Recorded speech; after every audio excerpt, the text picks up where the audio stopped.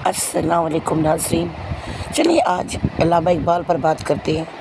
अल्लामा इकबाल के पसंदीदा परिंदे के बारे में मैं आपको बताती हूँ। अल्लामा इकबाल का पसंदीदा परिंदा उकाब, ईगल, शाहीन था। अल्लामा इकबाल को ये परिंदा कुछ ख़ुसूसियात की वजह से बहुत ज़्यादा पसंद था। सबसे पहली बात कि ये जो परिंदा है उकाब, ये बहुत ऊंचाइयों पर रहता है और इसकी नज़र बहुत तेज़ होती है और ये इंतहाई ऊंचाई से अपने शिकार को देख लेता है। और फिर ये वाहिद परिंदा है जो गोश्त खाता है। अमूमन परिंदे जो हैं वो गोश्त से दूर रहते हैं, लेकिन ये परिंदा गोश्त बहुत शौक़ से खाता है। फिर ये परिंदा अपना शिकार बहुत होशियारी से करता है।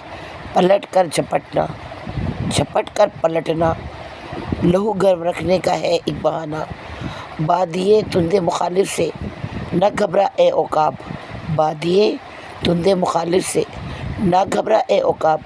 ये तो चलती है तुझे ऊंचा उड़ाने के लिए।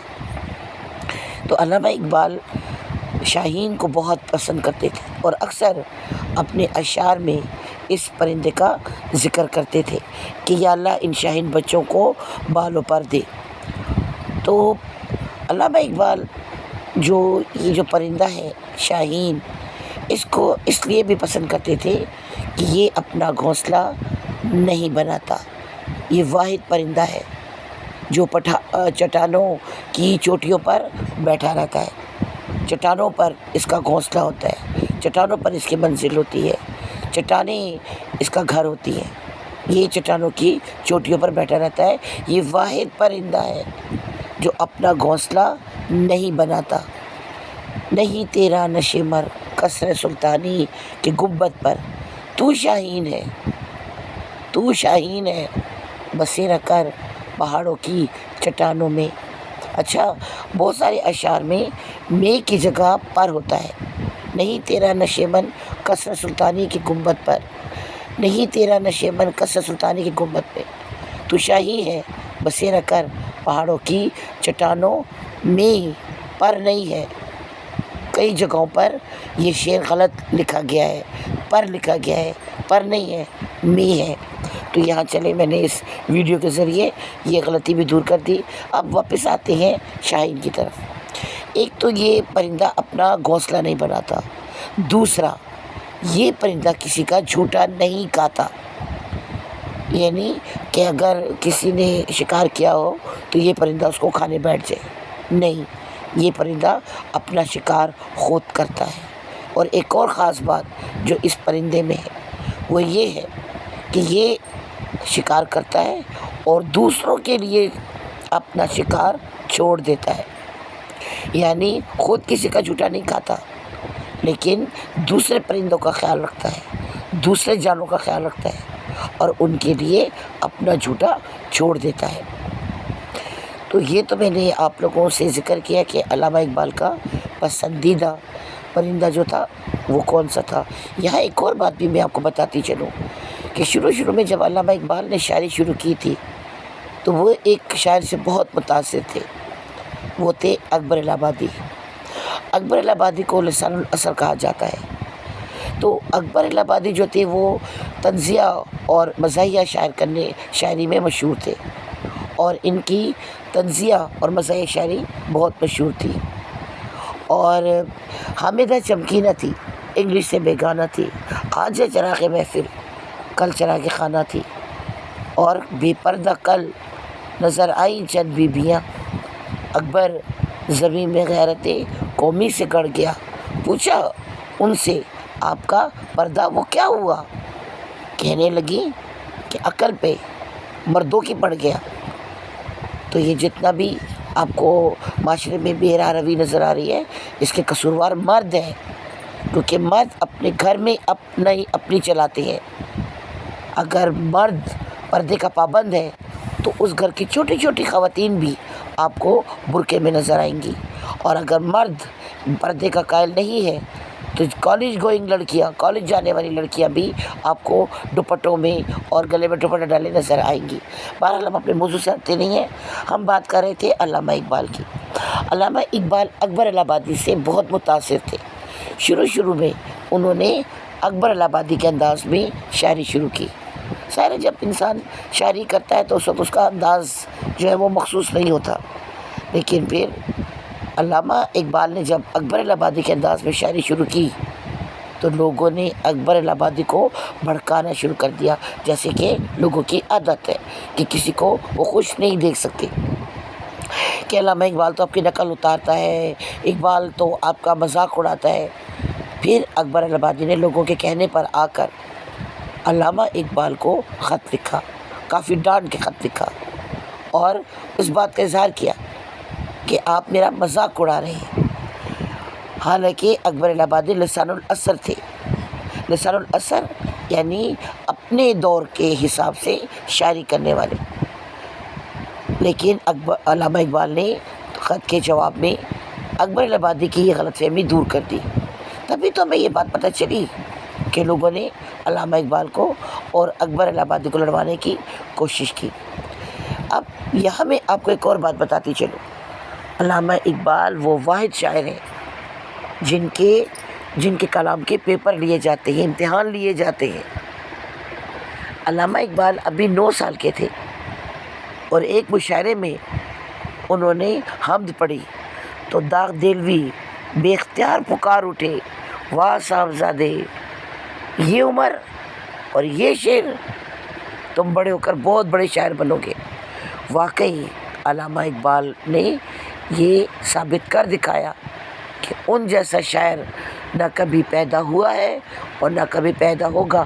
ہزاروں سال نرگس اپنی بے نوری پہ روتی ہے، بڑی مشکل سے ہوتا ہے چمن میں دیداور پیدا.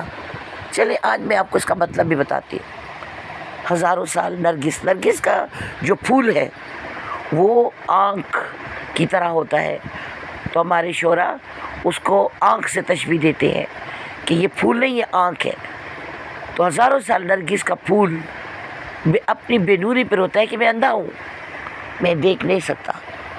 مجھے اللہ نے آنکھ تو دی ہے لیکن اس میں بینائی نہیں ہے، اس میں بصارت نہیں ہے. یہاں میں آپ کو ایک اور بات بتاتی چلوں. ایک اور بات میرے دماغ میں آئی ہے کہ 2 طرح کی روشنیاں ہوتی ہیں، ایک بصارت اور ایک بصیرت. بصارت جو ہماری آنکھوں میں روشنی ہے جس سے ہم دنیا دیکھتے ہیں، لیکن ایک اہم چیز ہے بصیرت جو ہے ہمارے دل کی روشنی، اندر کی روشنی. یہ ہم جیسے گناہ گاروں کے پاس نہیں ہوتی، یہ ہم جیسے گناہ گاروں کو اللہ نہیں دیتا، یہ اہل دل کو دیتا ہے، یہ نیک لوگوں کو دیتا ہے. اور علامہ اقبال اکثر بصیرت اور بصارت کا ذکر بھی کرتے ہیں. تو میں آپ کو تشریح بتا رہی تھی. تو ہزاروں سال نرگس اس بات پر روتی ہے، ہزاروں سال، 1 سال نہیں، 2 سال نہیں، 3 سال نہیں، ہزاروں سال اللہ سے گلہ کرتی ہے، شکایت کرتی ہے، کبھی کا احساس کرتی ہے کہ میری آنکھوں میں روشنی نہیں ہے، بڑی مشکل سے ہوتا ہے. تب کہیں جا کر دیداور پیدا ہوتا ہے، دیکھنے والا پھول پیدا ہوتا ہے. وہ پھول پیدا ہوتا ہے جس کی آنکھ میں روشنی ہوتی ہے، جو دیکھنے والا ہوتا ہے. تو یہاں دیداور دیکھنے والا جس کی آنکھوں میں روشنی ہو. تو چلیں آپ کو اس شعر کی تشریح بھی سمجھ آ گئی ہوگی. اچھا، اب علامہ اقبال کو بہت سارے خطابات ملے تھے. حکیم الامت، شاعر مشرق، مصور پاکستان. اور علامہ اقبال کو ایک اور بھی جب انہوں نے خطبہ وہ پڑھا تھا الہ آباد، اور جس پہ انہوں نے پاکستان کا تصور پیش کیا تھا، تو انہیں مصور پاکستان کا خطاب ملا. اور حکیم الامت، شاعر مشرق اور بہت سارے حکیم اور مصور پاکستان اور نباز فطرت کا بھی انہیں خطاب ملا تھا.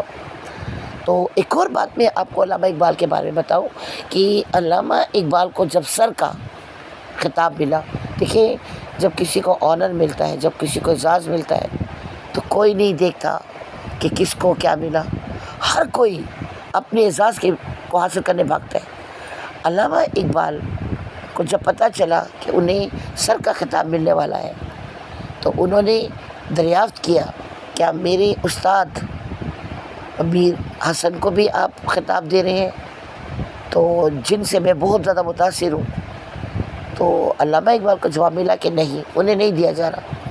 تو علامہ اقبال نے سر کا خطاب یہ کہہ کر انگریزی حکومت کو واپس کر دیا کہ جب میرے استاد کو، جو کہ میرا محسن مربی ہے، اس کو یہ اعزاز نہیں مل رہا تو میں تو بہت عاجز ہوں، حقیر ہوں، تو میں اپنے آپ کو سر کے خطاب کا اہل نہیں سمجھتا اور یہ اعزاز واپس ہو گیا. کیا بات ہے اس شاگرد کی کہ اپنے استاد کو اس نے اتنی عزت دی. تو علامہ اقبال کے پرندے کے بارے میں میں نے آپ کو بتایا. پھر میں نے آپ کو یہ بتایا کہ اکبر الہٰبادی کے انداز میں انہوں نے شاعری شروع کی تھی، لیکن جب اکبر الہٰبادی کو لوگوں نے بھڑکانا شروع کر دیا تو علامہ اقبال نے ایک انگریزی شاعر تھا کیٹس، تو اس کے انداز میں شاعری شروع کر دی. اور انہوں نے جو انگریزی شاعر تھا ورڈز ورتھ، اس کے انداز میں بھی انہوں نے شاعری شروع کی تھی. دو شاعروں سے، انگریزی شاعروں سے بہت متاثر تھے، ایک کیٹس اور دوسرا ورڈز ورتھ.